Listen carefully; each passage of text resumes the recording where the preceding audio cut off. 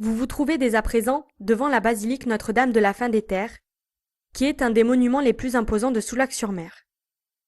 La construction de cet édifice remonte au XIe siècle. Elle sera cependant totalement terminée au début du XIIe siècle. La légende prétend que sainte Véronique, qui soutenait la mère de Jésus lors de la marche au calvaire, serait arrivée à Soulac après la mort de la Vierge Marie avec son époux Zaché.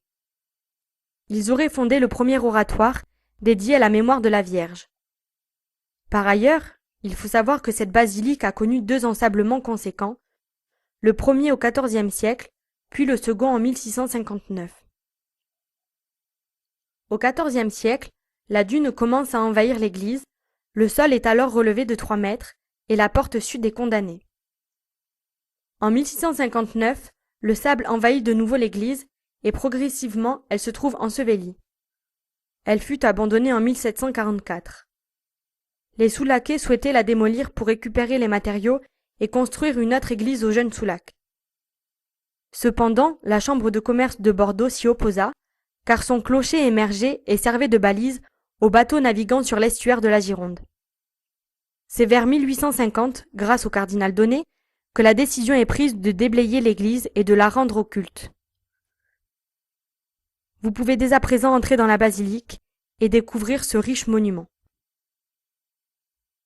Descendez les quelques marches situées près de la porte d'entrée et admirez.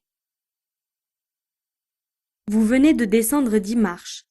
Elles correspondent à la surélévation du sol au XIVe siècle, soit 3,60 m plus bas.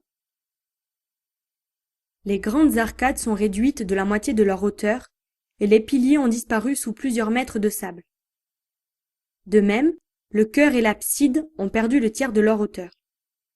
Ces observations sont les indices des deux ensevelissements par le sable.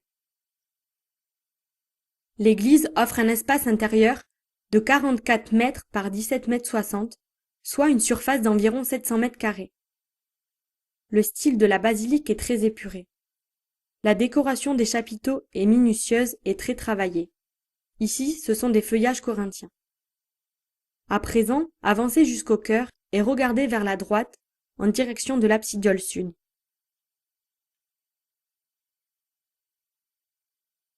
Cette absidiole est consacrée à la Vierge Marie. Vous apercevez une célèbre statue, celle de la Vierge et de Jésus en bois polychrome.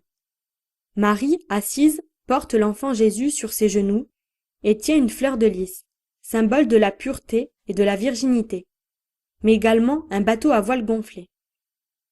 Jésus, lui, porte un globe terrestre comme s'il avait un œil sur le monde et bénit de la main droite. À présent, approchez-vous du chœur. Le chœur se compose de 6 chapiteaux historiés, récits des preuves bibliques, le sacrifice d'Isaac, Saint Pierre et Daniel. Malheureusement, ces chapiteaux ont mal survécu au temps et aux tragédies. Il est donc difficile d'observer les détails de chaque chapiteau. Au XXe siècle, la basilique connaît une autre tragédie. Elle est inondée par les nappes phréatiques et l'eau atteindra le plafond des 3 nefs. C'est pourquoi le plafond et certains murs sont noircis aujourd'hui. Juste à gauche du chœur, vous pouvez voir une autre statue. La statue de Saint Jacques munie de son bâton de pèlerin et de la célèbre coquille Saint Jacques sur son manteau, symbole du pèlerinage de Saint Jacques de Compostelle. Il faut savoir que cette statue n'est pas anodine. En effet, la basilique est l'une des étapes sur le chemin de Compostelle depuis le XIIe siècle. Dirigez-vous tout à gauche en direction de l'absidiole nord. Vous êtes maintenant devant l'absidiole nord ou chapelle Sainte-Véronique. Cette absidiole abrite un reliquaire en bois doré contenant les reliques de Sainte Véronique, soit un tissu ensanglanté. Sainte Véronique aurait été parmi les saintes femmes qui soutenaient la Vierge Marie lors de la marche du Christ. Elle aurait essuyé le visage ensanglanté du Christ avec ce tissu et aurait conservé le précieux tissu. Dans ce reliquaire reposeraient aussi les ossements de saint Firmin, saint François de Sales, saint Martin et saint Georges, qui étaient tous des martyrs chrétiens. À présent, vous allez admirer les fabuleux vitraux colorés. Comme vous le constatez, les vitraux sont éclatants et très colorés. ce qui est un très beau témoignage de l'art moderne.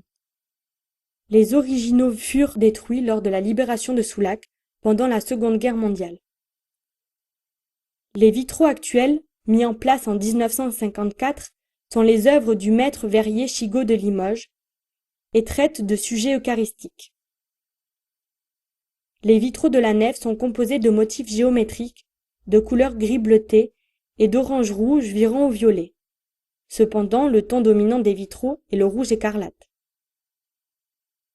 Pour conclure, cette basilique est aujourd'hui un monument phare de la ville de Soulac-sur-Mer, de par son histoire riche mais aussi grâce à ses labels. Classée monument historique en 1891 et par le patrimoine mondial de l'UNESCO en 1998 dans le cadre des chemins de Saint-Jacques-de-Compostelle. Elle est aussi mise en tourisme par des concerts, gospel, chorales, classiques ou orgues, ou bien par des spectacles de son et lumière. Nous allons maintenant nous diriger vers le village ancien pour découvrir ces fameuses villas soulacaises.